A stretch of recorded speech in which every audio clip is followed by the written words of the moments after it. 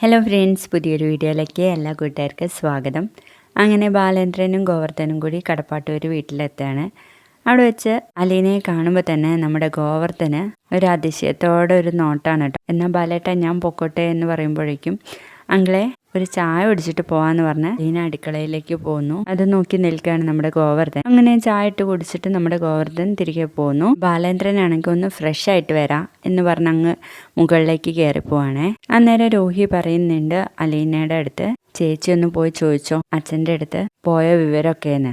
അന്നേരം നമ്മുടെ അലീന പറയും, ഒന്നും ചോദിക്കേണ്ട, അച്ഛൻ എന്തെങ്കിലും നമ്മളോട് പറയാനുണ്ടെങ്കിൽ ഇങ്ങോട്ട് പറഞ്ഞോളൂന്ന്. അത് കേൾക്കുമ്പോൾ നമ്മുടെ കൃഷ്ണമോൾ പറയുന്നുണ്ട്, ചേച്ചിക്ക് ടെൻഷനൊന്നുമില്ലേ, ഞങ്ങൾക്കാണല്ലോ ആദ്യം മുഴുവൻ. മോളെ, നിങ്ങളെക്കാൾ വിഷമം എനിക്കുണ്ട്, ഞാനത് മനസ്സിൽ അടക്കി പിടിച്ചേക്കുക എന്ന് അങ്ങ് പറയാട്ടോ. അങ്ങനെ നമ്മുടെ ബാലേന്ദ്രനാണെങ്കിൽ ഫ്രഷായി നിൽക്കുന്ന സമയത്ത് നമ്മുടെ ഭാനു കോൾ ചെയ്യും കേട്ടോ. അല്ലെങ്കിൽ സ്റ്റാൻലി ജോസഫിനെ കാണാൻ പോയത് എന്തായെന്ന് ചോദിക്കും. അത് പ്രത്യേകിച്ച് ഒന്നും ആയിട്ടില്ല, ഈ വിവരം നീ എങ്ങനെ അറിഞ്ഞു എന്ന് ചോദിക്കും. നീലഗിരിയിൽ നിന്നേ വല്യച്ഛൻ ഇവിടെ എത്തിയിട്ടുണ്ട്, വല്യച്ഛൻ്റെ കയ്യിൽ നിന്നല്ലായിരുന്നു അങ്ങള് അഡ്രസ്സ് മേടിച്ചോണ്ട് പോയേ, എന്തായി അങ്കിളെ ഒന്ന് പറ എന്ന് പറയുമ്പോൾ എന്തായാലും അലീനയെ കുറിച്ചുള്ള കാര്യങ്ങൾ അവിടെ പറഞ്ഞിട്ടുണ്ട്. അലീനയുടെ അടുത്ത് ഞാൻ ജോലിക്ക് ഒരു കുട്ടി ആവശ്യമുണ്ടെന്നാ പറഞ്ഞേ. അയാൾക്ക് അലീനയെ വേണമെങ്കിൽ ഇവിടെ വന്ന് കൂട്ടിയിട്ട് പോകുമ്പോൾ അറിഞ്ഞാൽ മതി അയാൾ അലീനയുടെ അച്ഛനാണ്. അതല്ല അയാൾക്ക് അലീനയെ വേണ്ട എന്നുണ്ടെങ്കിൽ അച്ഛന് വേണ്ടാത്ത മകളായിട്ട് ഇനിയൊരു ഒരു അവസ്ഥ അവൾക്ക് താങ്ങാവുന്നതിലപ്പുറമായിരിക്കും എന്നങ്ങ് പറയുമ്പോൾ മനു പറയും, ഇല്ലങ്ങളെ ഞാനാരോടും പറയാനൊന്നും പോകുന്നില്ല, ഒന്നും സൂചന പോലും കൊടുക്കരുത് അലീനയുടെ അടുത്ത് എന്ന് പറയുമ്പം ഇല്ലെങ്കിൽ അവളോടും ഞാനൊന്നും സംസാരിക്കാനില്ല എന്ന് പറയുന്നു. പിന്നീട് ഒരു കോഫിയുമായിട്ട് നമ്മുടെ അലീന ബാലേന്ദ്രൻ്റെ അടുത്തേക്ക് വരുന്നുണ്ട്.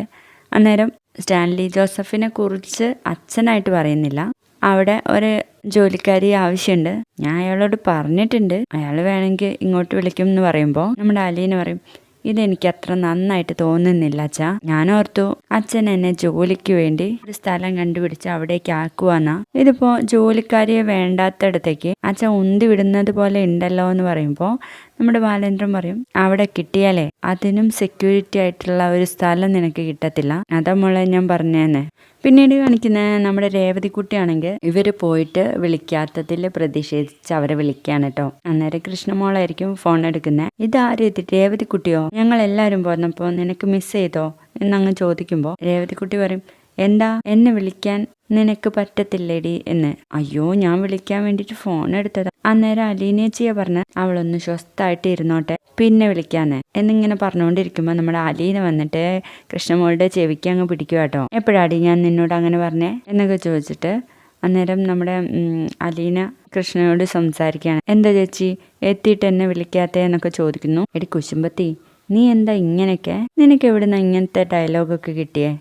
ആർക്കറിയാം, എനിക്കൊരു ചേച്ചിയല്ലേ ഉള്ളൂ, അതുകൊണ്ടായിരിക്കും എന്നൊക്കെ പറയാൻ. അപ്പോഴേക്കും കൃഷ്ണമോൾ ചോദിക്കും, അപ്പൊ പിന്നെ ഞങ്ങളൊക്കെ ആരടി നിന്റെ, നീ എൻ്റെ അനിയത്തിയല്ലേ, അപ്പൊ ബബിതേച്ചിയോ, അവൾ എൻ്റെ ഇരട്ട പരട്ട, അപ്പൊ രോഹിയേട്ടൻ അവൻ എൻ്റെ ശത്രു വീരൻ എന്നൊക്കെ പറയാൻ കേട്ടോ.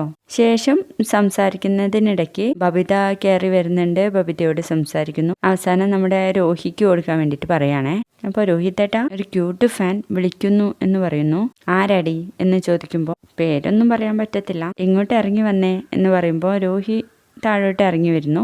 അങ്ങനെ ഹലോ എന്ന് വിളിക്കുമ്പോഴേക്കും ഹലോ വീര എന്ന് വിളിക്കാൻ കേട്ടോ.